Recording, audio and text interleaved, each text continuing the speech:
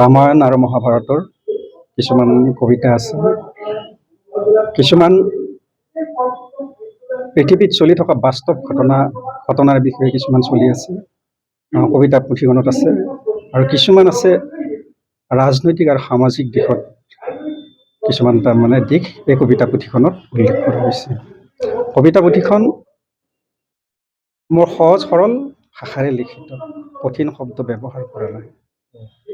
আছিল প্ৰেয়সী মোৰ নামৰ কবিতা পুথিখন, এই পুথিখন এইকাৰণে দিছোঁ যে আছিল প্ৰেয়সী মোৰ নামটো এইকাৰণে দিছোঁ যে তাৰমানে পৃথিৱীত প্ৰেয়সী নহকৰি কোনো মানুহ বা জীৱ জন্তু চৰাই চিৰিকটি হাতীয়ে চলিব নোৱাৰে।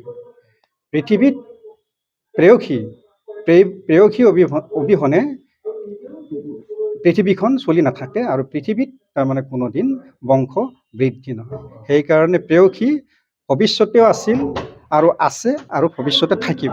অতীতত আছিল, ভৱিষ্যতেও বৰ্তমানো আছে আৰু ভৱিষ্যতেও থাকিব।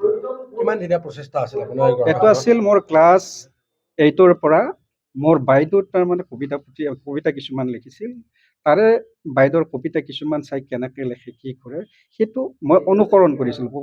কবিতাকেইখন তাৰমানে মই চাই পেলাই খুব ভাল লাগিছিল আৰু সেই কবিতা আৰ্হিতে বাইদেউৰ তাৰমানে কবিতা লিখাৰ আৰ্হিতে মই সেই ক্লাছ 8ৰ পৰা এটা দুটা কৰি সেনেকৈ লিখিছিলোঁ। যিহেতু আপুনি GMCHৰ এগৰাকী চাফাই কৰ্মী বুলি আপুনি আপোনাৰ ভাষণত কৈছে, GMCHৰ চাফাই কৰ্মী হিচাপে আপুনি কৰ্মৰত, গতিকে আপোনাৰ পুত্ৰইও মাতৃক আক্ৰান্ত হৈ থকা মাতৃৰ ওপৰত কবিতা লিখিছে কিতাপখনত, গতিকে খুব বেদনাদায়ক বুলি ক'ব লাগিব গোটেই কথাখিনি। কেনেকুৱা আছিল সংগ্ৰামটো মোৰ বৃহৎ দুখৰ সংগ্ৰাম আছিল।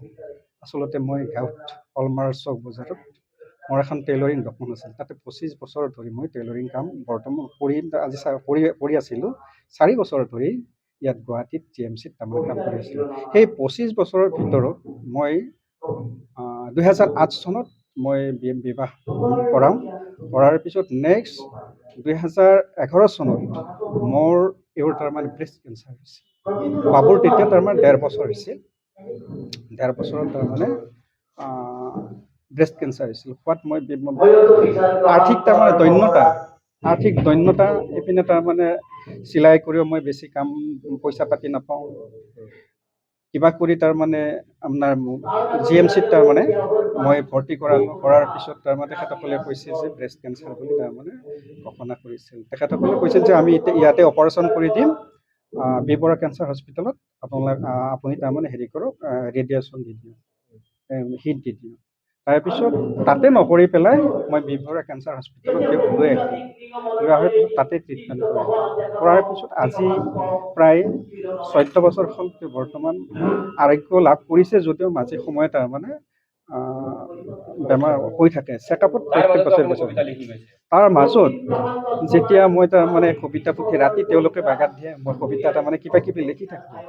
মই ৰক্ষক হিচাপে সিহঁতক তাৰমানে ৰখি থাকোঁ যে কাৰ কি হৈছে, বাপুৰ কি হৈছে, মোৰ ল'ৰাজনৰ কি হৈছে, কি হোৱা নাই। মই বহু ৰাতিলৈকে তাৰমানে টোপনি নমৰালৈকে তাৰমানে মই তাৰমানে কিবা কিবি অলপ লিখি থাকোঁ। সেনেকেই তাৰমানে মই বা আজৰি টাইমত দোকানতে হওক বা আন ঠাইতে হওক মই কিবা কিবি ভাবি পেলাই সেনেকৈ কিছুমান কবিতা লিখোঁ। কবিতাটো একচুৱেলি তাৰমানে এটা আবেগ অনুভূতিৰ প্ৰৱণত পৰি পেলাই সেই কবিতাৰ সৃষ্টি।